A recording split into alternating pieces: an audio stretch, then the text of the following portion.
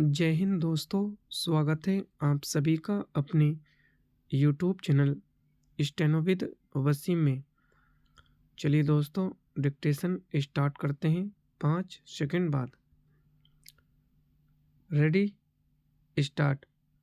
उपाध्यक्ष महोदय, मैं मानती हूँ कि बहुत से जो हमारे भाई हैं उनकी ओर से शिकायतें आई हैं और यहाँ बातचीत चलती रहती है कि हम अपने इलाके में सफाई बंद कर देंगे, परंतु यह विषय स्वायत्त शासन संस्था के सहयोग से नहीं हो पा रहा है जैसी कि हमें आशा है।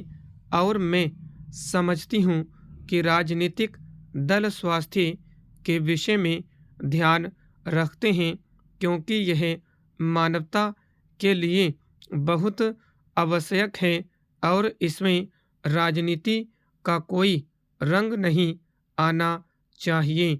मेरी आशा है, मैं अनुरोध करूंगी कि सदस्यों की जो समस्याएं हैं उनको ध्यान में रखते हुए दिल्ली प्रशासन कोई ऐसी नीति अपनाने की कोशिश करे जिससे नगर निगम का यदि कोई काम हो तो उस विषय में हमारा नगर निगम से एक सहयोगपूर्ण वातावरण पैदा हो, मगर इस वातावरण में राजनीति न आने पाए। हमारे सामने एक उद्देश्य हो कि हमें जनता का काम करना है, क्योंकि जनता के लिए हम चुनकर आए हैं। इसमें पार्टी का कोई प्रश्न नहीं है। Para change. दूसरी बात, मैं यह कहना चाहता हूँ कि अनाथ बच्चों के लिए जो इस बजट में प्रावधान किया गया है कि उनके लिए केंद्र बनाए जाएंगे, तो मैं समझता हूँ कि इन केंद्रों के साथ साथ बेसहारा महिलाओं के लिए, जो कि समाज से तिरस्कृत हैं, ऐसी महिलाओं के लिए जगह जगह इस प्रकार के केंद्र खुलने चाहिए जहां उन्हें रोजगार सिखाया जाए और साथ ही साथ आर्थिक रूप से स्वतंत्र बनाने की तरफ भी प्रयत्न किया जाए। इस विषय में मेरा एक सुझाव है कि जो बच्चे अनाथ हैं, जो बेसहारा महिलाएं हैं, उनकी तरफ हमारी पूरी कोशिश होनी चाहिए कि जो अनाथ बच्चे हैं, जो समाज से तिरस्कृत हैं, जिनको अवहेलना की दृष्टि से देखा जाता है, उनके लिए केंद्र बनाए जाएं और उन केंद्रों में वह अधिकारी रखे जाएं जिनके संरक्षण में वह कार्य सीखें, पढ़ें, लिखें। यदि इसमें बाहर के सदस्य हों तो वे ऐसे होने चाहिए जिनका जीवन सरकारी सेवा में ही बीता हो। ऐसे योग्य लोगों से सहायता लीजिए। यदि इसमें असामाजिक तत्व घुस गए तो फिर हमारा पैसा ऐसे ही खर्च हो जाएगा और जो नीति हमने बनाई है वह असफल हो जाएगी, जिसका परिणाम यह होगा कि हम उस नीति को कार्य रूप में परिणत नहीं कर सकेंगे। इस बात पर कोई मतभेद नहीं। Para change.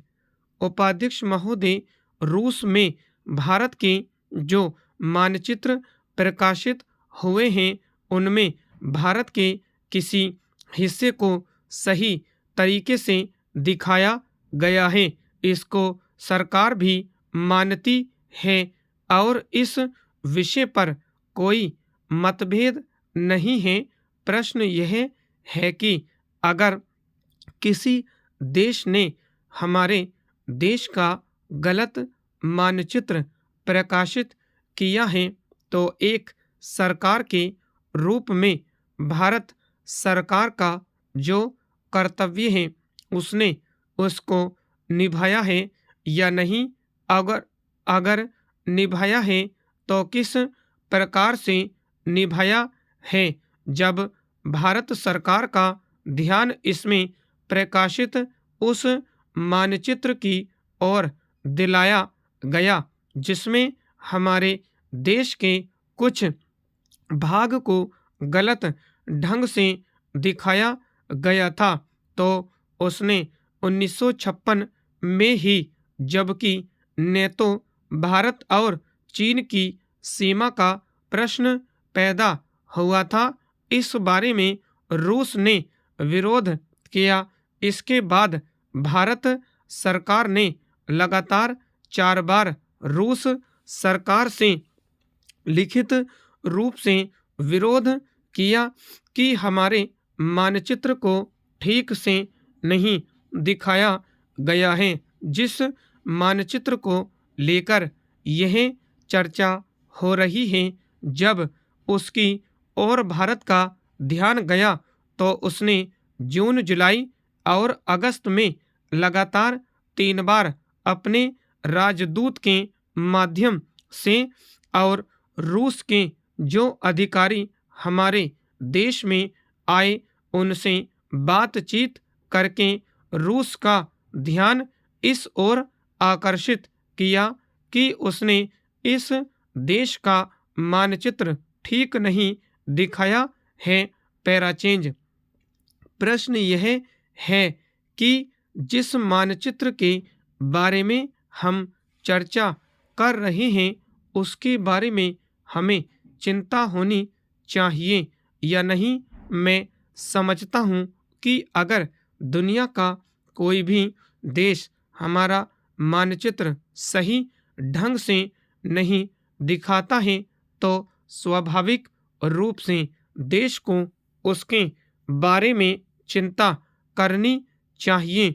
हम अपने कर्तव्य से नहीं चूक सकते हैं, लेकिन जहाँ तक इस चर्चा का संबंध है, मैं माननीय सदस्य की प्रशंसा करता अगर वह उन समस्त देशों का जिक्र करते और निंदा करते जिन्होंने हमारे मानचित्र को गलत ढंग से दिखाया है। उदाहरण के लिए पाकिस्तान को शिकायत है उसके मानचित्र को केवल रूस, इराक और मिस्र ने ही नहीं बल्कि अमेरिका ने भी गलत दिखाया है। जिस कश्मीर को हम भारत माता का ताज और मुकुट कहते आए हैं, जिसे हम कहते हैं कि वह इस धरती पर हमारा स्वर्ग है, उस इलाके को बिल्कुल उनकी दया और कृपा पर छोड़ दिया गया है। यह बात उत्साहवर्धक नहीं है। स्टॉप।